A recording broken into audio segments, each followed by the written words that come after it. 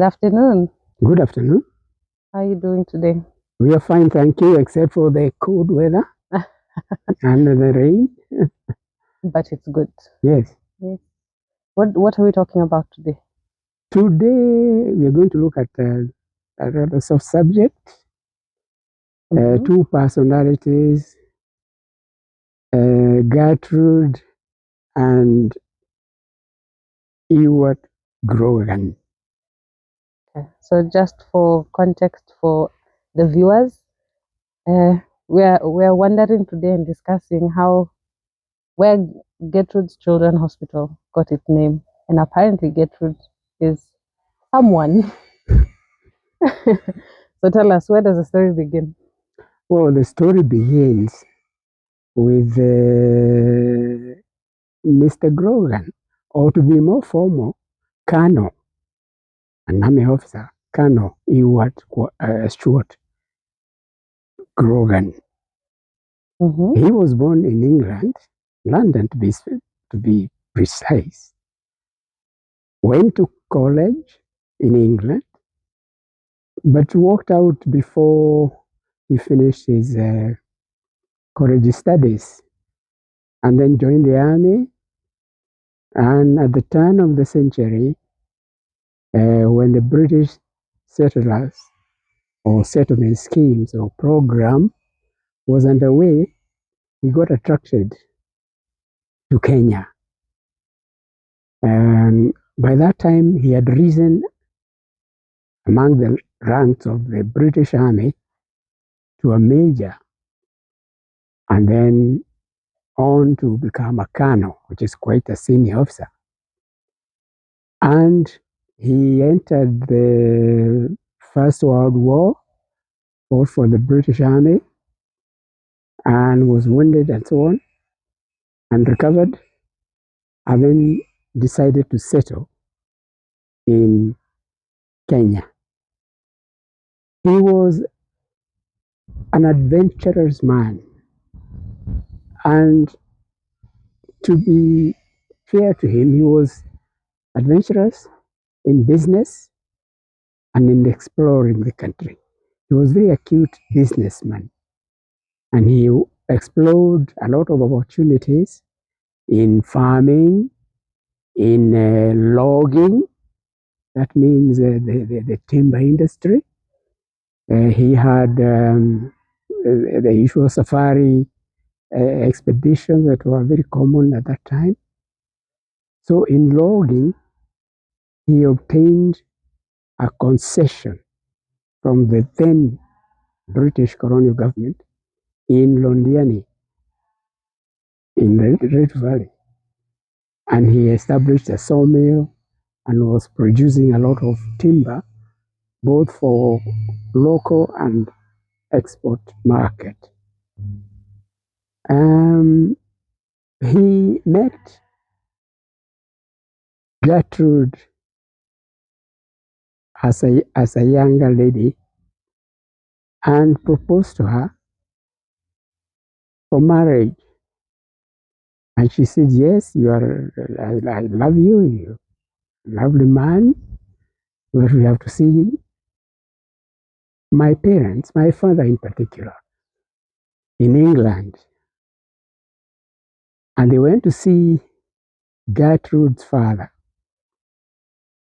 who looked at the young Ewart Grogan. He looked a bit rough and not quite the way he would have preferred for a husband for his daughter, whom he loved very much. And he asked the young Grogan, my friend, what have you done to deserve my daughter in marriage? And Grogan recounted his few exploits, and the old man was not impressed. And he said, I want you to undertake a feat which has not been done by any other person. Take your time, go start it, arrange it, start it, do it, accomplish it. And then when you are through, come to me, tell me, And that is the time I'll decide whether to give my daughter to you in marriage. So the young Grogan felt challenged, and he took up the challenge, and it was agreed that he would do an expedition across the length of Africa from the southern tip to the northern side of Africa. And this expedition, which he led, started in Cape Town and traveled from the South Africa to Zimbabwe, which was then Southern Rhodesia, to Zambia today, which was then called Northern Rhodesia. They entered Tanganyika then, today's Tanzania, and then they came to Kenya. One thing of note was that the caravan was followed by a lot of publicity by the British press and political people. They found it very captivating, like today's Hollywood. And it was followed very closely. So there were articles and pictures as people moved the caravan led by Colonel Grogan with native porters carrying luggage and provisions, camp equipment. There were horses and ox carts traveling slowly up the length of Africa.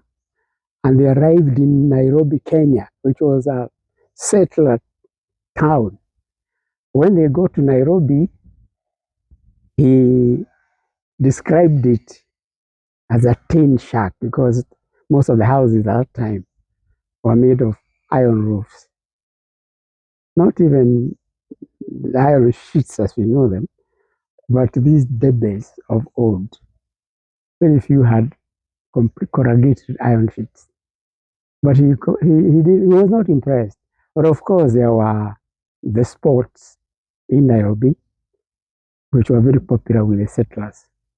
So they enjoyed themselves, had a good time in Nairobi.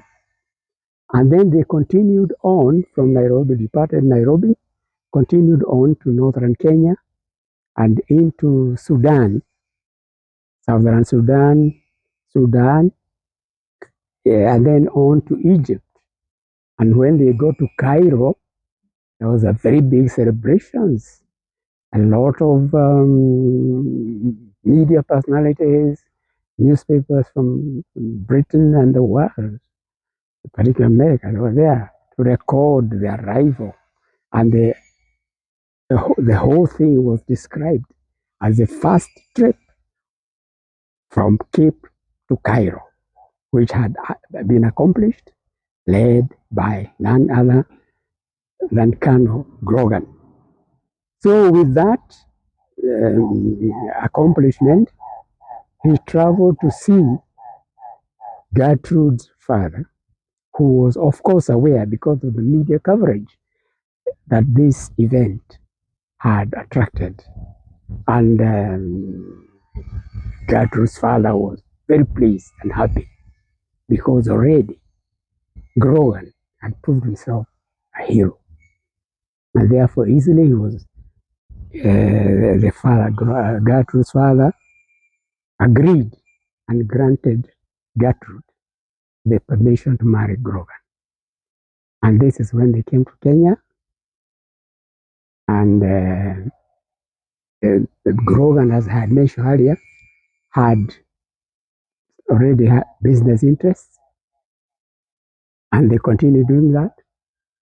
But Gertrude had a more softer side because she was involved more in social work. And she established a little nursery or something like that at their residence in Muthaiga. And unfortunately, she didn't live very long to see it through. But when she died, Grogan himself decided to expand the facility into a children's hospital and to rename it in her memory, Gertrude's Children's Hospital. That hospital is famous, is noted, and a lot of young people born in Nairobi have either been taken there by their parents in times of when they are sick. And remember, they have a personal association with Gertrude's Children's Hospital. And as you know today, it has expanded its campuses to neighboring suburbs. And that's very good to offer its services like that. So the main hospital, Gertrude's in Muthaiga, that was Gertrude's actual home. Yes. Okay. That was Gertrude's own family home, which Colonel Grogan turned into a facility and left it. And what year is this we're talking about when she was running in the late 40s. Wow. In the late 40s. Same building. Yes, because after they were married,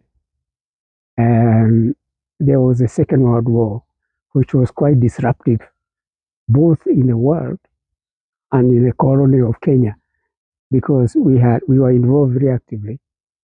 The British settlers went to volunteer into the various units of the British Army, and he also recruited the natives, mostly like Askaris or Carrier Corps, which is Carrier Corps estate today. We'll talk about it another day. And that Carrier Corps was to transport food, ammunition, provisions, equipment, which they did on foot.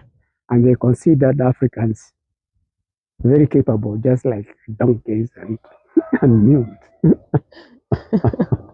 And they did it quite efficiently.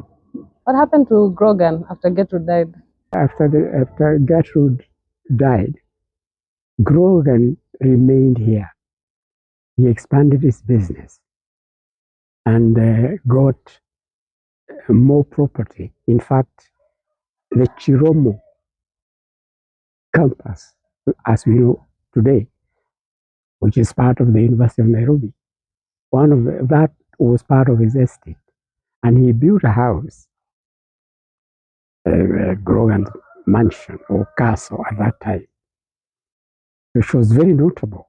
And it was part of the science side, technical, scientific side of the campus.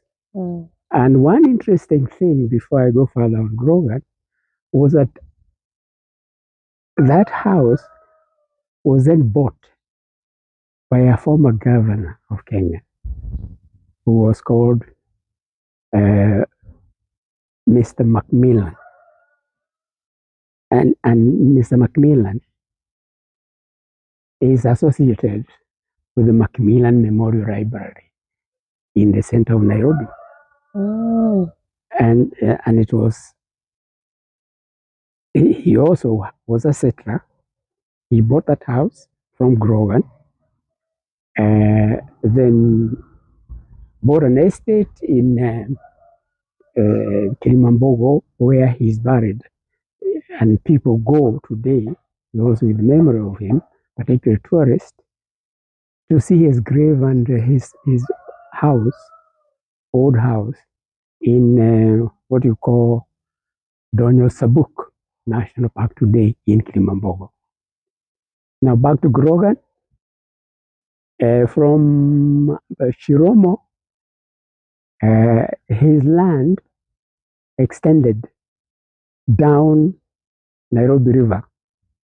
Most of you will know how Nairobi River flows from Kikuyu all the way down through the Chiromo campus,